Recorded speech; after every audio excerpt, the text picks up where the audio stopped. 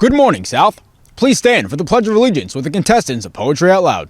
I pledge allegiance to the flag of the United States of America and to the republic for which it stands, one nation, under God, indivisible, with liberty and justice for all.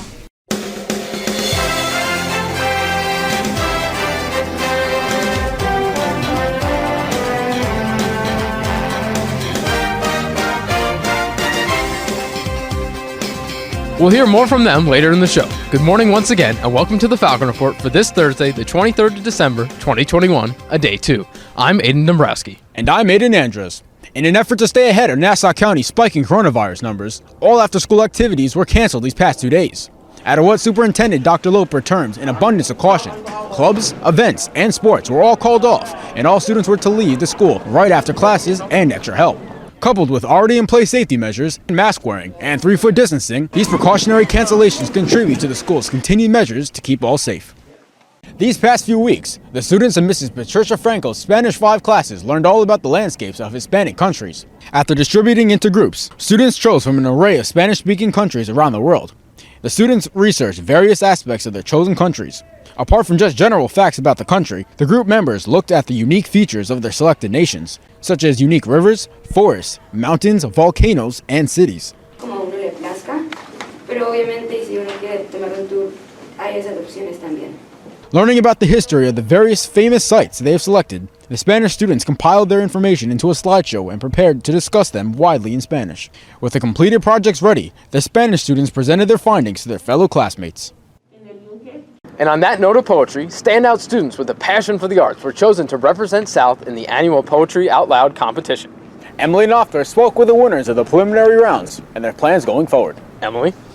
I'm joined here now with South's Poetry Out Loud winners, Shalini Mambode and Arwa Moyd. So, now that you've won for the school, what happens now? So both of us are going to represent our school at regionals. We're going to compete with other speakers, and hopefully we'll win. So, how did you choose your poem? Personally, I read through a lot of poems, and I chose one that I felt like I connected with, which was about mothers and traditions being passed on. So that's how I chose mine. For my round 2 poem, it was about being oppressed and, about women's rights, and I feel like that connected with me because of what's happening in society. And what was your experience in preparing for this competition?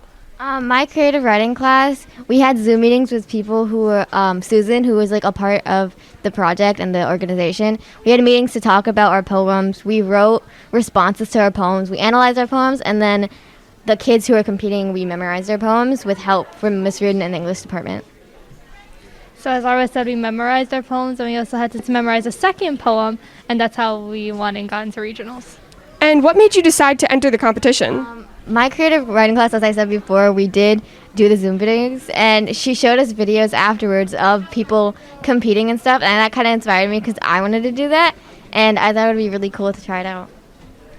My English teacher, Mr. Brower, told our class about it, and it seemed like a very interesting thing to do. It seemed fun, and I just joined. Well, thank you both so much for joining us. Good luck at regionals. Back to you. When the Falcon Report returns, we'll learn far more about some class projects. But first, a bird's eye view of some South holiday-themed decorations. The Falcon Report will be right back.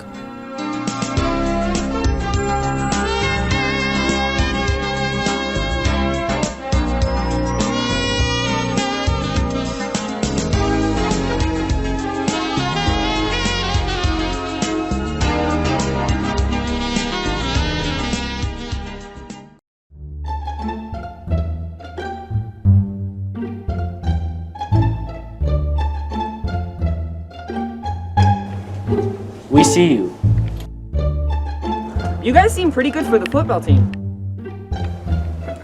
We're not sure. Well, if you change your mind, there's a football interest meeting.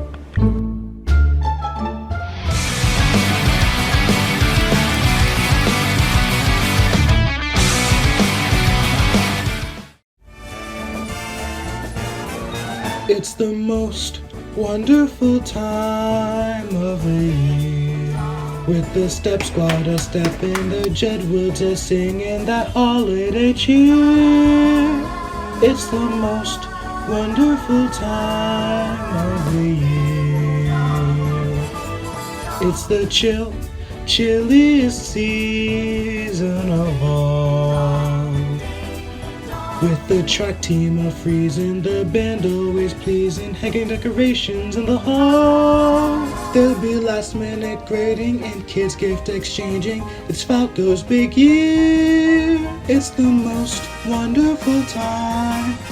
It's the most wonderful time of the year. The world's tiniest organisms were huge this week as Miss Garces' science class placed protists under the microscope. Living environment classes conducted their second microscope lab this year, involving their first living organism, the paramecium. Students started off their lab by following the safety precautions they learned earlier in the year. With teacher instruction, students were given materials needed to conduct the experiment. Paramecium samples, along with cotton ball strips, were added to a cover slip and observed under the lens view. Oh my god. Lab partners drew their observed results on a OneNote page and shared them with the rest of the class. They also answered questions relating to ecology and habit topics in their notebooks. Finishing up with washing their hands in stations, students had a truly educational and observational experience. AP Spanish Literature students undertook a class-wide project this month to dramatize the classic novel Don Quixote. Ethan Singh was there to tell it all. Students in Mrs. Laura Pocorni's AP Spanish Literature class took a time warp 500 years into the past to breathe life into this classical tale of a man who thought he was a knight. Fighting battles that somehow only he saw as real, the hero sought light and goodness, often at the expense of bewildered pig farmers, enchanters, and even a windmill.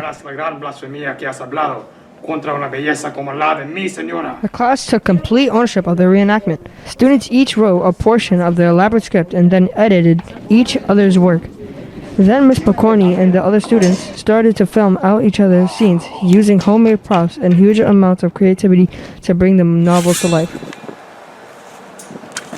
From in class in South Hall to outside and even their own homes, each scene had a diverse array of settings.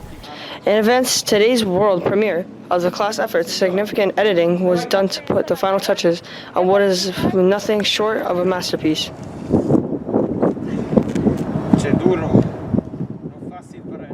For the Falcon Report, I'm Ethan Singh. It's pretty obvious that it's been a cold week, and there isn't even a glimpse of snow ahead of the holiday break. We're crossing our fingers that Kenny Hui will have some better news for us. Kenny? If a snowy holiday is what you're asking for, my best news is only in the most technical of senses. You're right that it'll be a cold week with the temperatures for today, tomorrow, the weekend, and next weekend staying between the 30 to 40 degree range. Today will feature sun with some clouds in between, making this ideal weather for travel. At night, around 2 a.m. Christmas Eve morning, you can expect some snow, but there will be little to no accumulation with only a few flurries falling. During the day, we'll see some variability in the cloud cover. The weekend will be the warmest days at our break, and even on those days, we'll only have temperatures of 49 and 47 degrees respectively. Expect a cloudy day with some drizzle on Saturday and a breezier day on Sunday. For next week, we'll be seeing lots of clouds and some episodes of sun and rain. Sorry to be the bearer of snowless news, but be sure to enjoy the week-long break. Back to you. Following the conclusion of fall sports, many of South's talented athletes have been recognized for their accomplishments. One of those students is junior Jonathan Matthews, who was named first team All-County for volleyball. Oliver Trzynski had the chance to speak with Jonathan. They join us now. Thanks, guys. I'm joined here with Jonathan Matthews, who made the All Long Island first team. Can you tell us a bit about the All Long Island team? So basically, what the All Long Island team is, the LI volleyball board, they pick the top 8 players in Long Island, and they assign them to a team. And due to their designated spots and what they've done that season, they're awarded for their achievements. So tell me a bit about your reaction when you first heard that you got the award. I was really surprised and honored. I knew I worked really hard this season, and it's good to see that all my hard work paid off. With those over 400 kills, 80 digs, and countless aces, can you tell us a bit about how your work ethic was? My work ethic, I think it was pretty high. I went to the gym a lot. I worked hard. I made sure that my vertical would be preferable and acceptable in my league. And I always made sure I strived to be above average, but yeah. Thank you so much for your time. And for the Falcon Report, I'm Oliver Trzynski. That's all for this edition of the Falcon Report. For Aiden Dobrowski, I'm Aiden Andres. Have a great holiday break, Sal.